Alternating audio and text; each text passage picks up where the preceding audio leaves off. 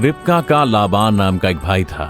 जब उसने अपनी बहन के हाथ में अंगूठी और कलाइयों में कंगन देखे और जो कुछ उस पुरुष ने उससे कहा था उसका हाल सुना, तो वह दौड़कर उस कुएं के पास और उस पुरुष को ऊंटों के पास खड़ा पाया और कहा, भीतर आ, हे यहोवा की ओर से धन्य पुरुष, तू बाहर क्यों खड़ा है, जबकि मैंने घर में तेरे लिए एक कमरा और तेरे ऊंटों के लिए भी स्थान तैयार किया है।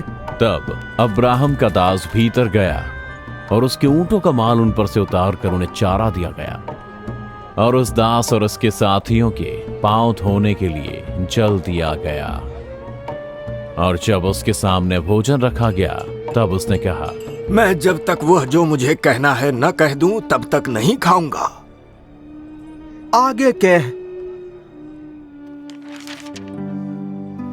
उस दास ने उन्हें अपने स्वामी अब्राहम के विषय में और उस शपथ के विषय में बताया जो उसने उसे अब्राहम के पिता के देश और उसके कुटुंबियों के बीच इसहाक के लिए एक पत्नी खोजकर लाने के लिए दी थी। फिर उसने बताया कि कैसे उसने यहोवा से उसे यह दिखाने के लिए प्रार्थना की कि वह इसहाक के लिए क्या चाहता है, और कैसे रिबका ने न केवल उसे जल पिलाया बल्कि उसके ऊंटों को भी जल पिलाया। और जब वह कह चुका उसने कहा, और अब यदि तुम मेरे स्वामी के साथ सच्चाई और कृपा का व्यवहार करना चाहते हो तो मुझसे कहो। तब लाबान और बतूएल ने अब्राहम के दास को उत्तर दिया और कहा, क्योंकि यह बात यहोवा की ओर से हुई है, इसलिए हम लोग तुझसे भला या बुरा कुछ नहीं कह सकते हैं।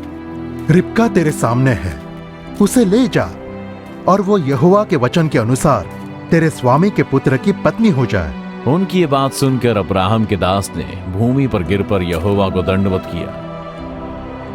फिर वो दास सोने और चांदी के गहने ले आया और वे गहने और वस्त्र निकालकर रिबका को दिए, और उसने उसके भाई और माता को भी अनमोल उपहार दिए। तब उसने अपने संगी जनों समेत भोजन किया और रात वहीं बिताई।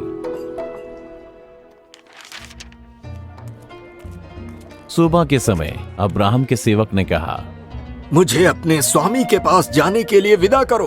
परंतु उसके भाई और माता ने कहा, रिबका को हमारे पास कुछ दिन रहने दे, कम से कम 10 दिन, उसके बाद वो चली जाएगी। मुझे देर मत करवाओ, क्योंकि यहोवा ने मेरी यात्रा को सफल किया है। मुझे अपने स्वामी के पास जा लेने दो।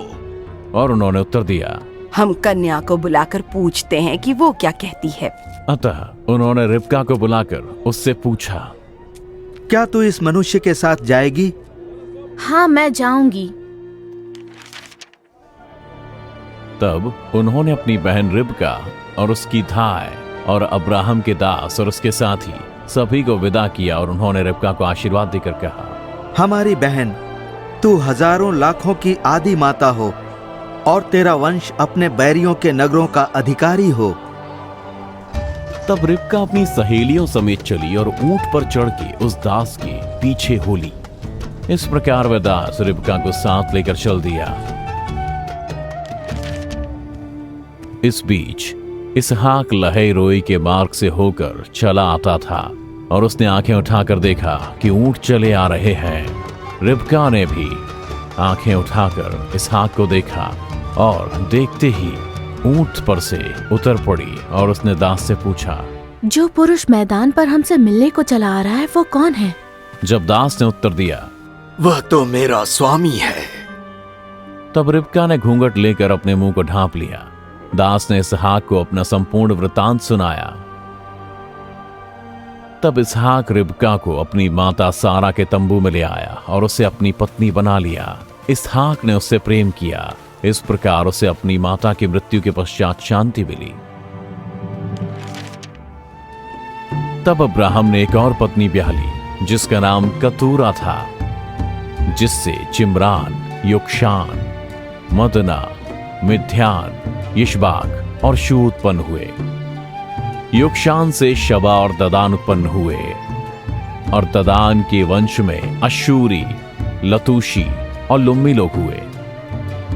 मिद्यान के पुत्र एपा, एपेर, हनोक, अबीदा और एल्दा हुए, और ये सब कतूरा की संतान हुए।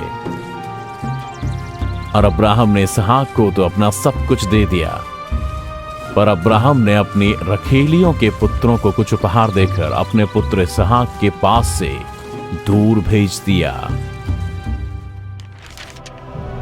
अब्राहम का 175 वर्ष की आयु में वृद्ध होने पर प्राण छूट गया और वे अपने लोगों में जा मिला।